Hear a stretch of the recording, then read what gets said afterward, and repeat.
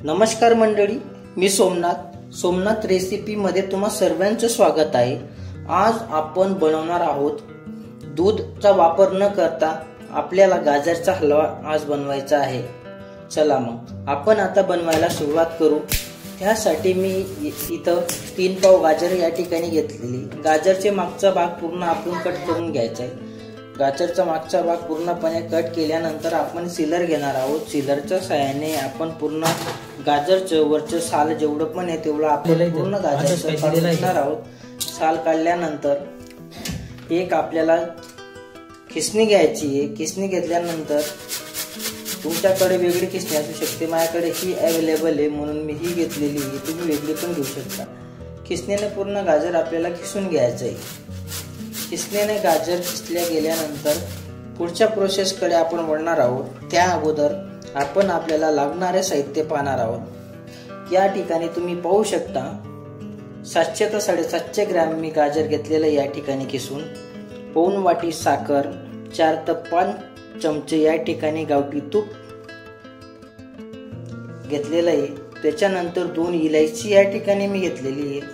4 ते 5 बदाम, 4 ते 5 काजू एवढं साहित्य या ठिकाणी मी घेतलेले। चला मग आपण आता गॅस चालू करणार आहोत। गॅस चालू केला की गॅसवरती आपण आता कढई ठेवणार आहोत। कढई ठेवली का त्याच्यामध्ये आपण आता तूप ऍड करणार आहोत। तूप चांगलं गरम होऊ द्यायचं आहे आपल्याला। तूप चांगलं गरम झाल्यानंतर मग आपण आपला जो खिसलेला गाजर आहे ते आपण याच्यामध्ये टाकणार आहोत। ते पाहू शकता गाजर पूर्ण आपल्याला कढईमध्ये टाकून द्यायचं आहे। गाजर टाकल्यानंतर काही घ्यायचं पकडायला शहाणशी वगैरे, त्याच्याने पूर्णपणे गाजर आपल्याला कढईमध्ये तुपामध्ये चांगलं भाजून घ्यायचं आहे। तुपात चांगलं भाजायचं आहे त्याला। कमीत कमी भाजायला 15 ते 20 मिनिटं लागतात। गॅस मी लो मीडियम ठेवलेला आहे, तुम्ही बघू शकता। आपलं गाजर भाजायचं काम चालू आहे। भाजल्यानंतर 15 मिनिटं झाल्यानंतर आपण याच्यामध्ये साखर ऍड करणार आहोत। साखर ऍड केल्यानंतर साखरला पण आपण मिक्स करून देऊ, एकजीव करून देऊ पूर्ण गाजरमध्ये। साखर मिक्स करायला आपल्याला 4 ते 5 मिनिटं लागू शकतात। हे पूर्णपणे आपल्याला मिक्स करायचं आहे। अशा पद्धतीत मिक्स करून घ्यायचं। त्याच्यानंतर मी तुम्हाला पुढची प्रोसेस दाखवणार आहे आता। चला मग पाहू आपण आता।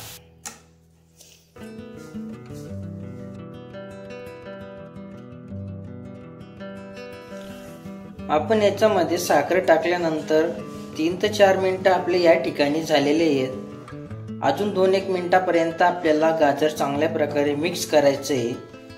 हळूहळू याला मिक्स करत राहायचं आहे। पूर्णपणे आपलं जी साखर टाकलेली आहे ते पूर्ण आपल्या गाजरमध्ये मिक्स व्हायला पाहिजे।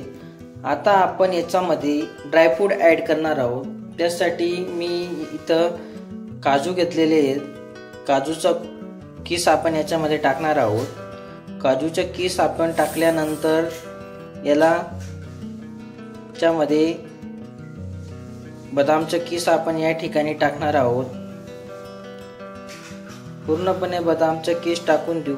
किस टाकल्यानंतर आपल्याला चांगला असं मिक्स करून घ्यायचं आहे, जेणेकरून काजूचं किस आणि बदामचं किस सर्व आपल्या गाजरच्या हलव्यामध्ये चांगल्या प्रकारे मिक्स व्हायला पाहिजे। त्यासाठी नंतर आपण इलायची मी या ठिकाणी 2 घेतलेल्या होत्या। इलायची मी खलबत्त्यात कुटून घेतलेली आहे। त्याचं कूट आपण गाजरच्या हलव्यामध्ये चांगल्या प्रकारे असं सर्वकडे टाकून दिलेला आहे आणि मिक्स करून दिलं। आता आपला गाजरचा हलवा रेडी झालेला आहे। आपण आता गॅस बंद केलेला आहे। आता आपण एका बाउलमध्ये किंवा काचेची वाटीमध्ये आपण गाजरचा हलवा काढून घेणार आहोत।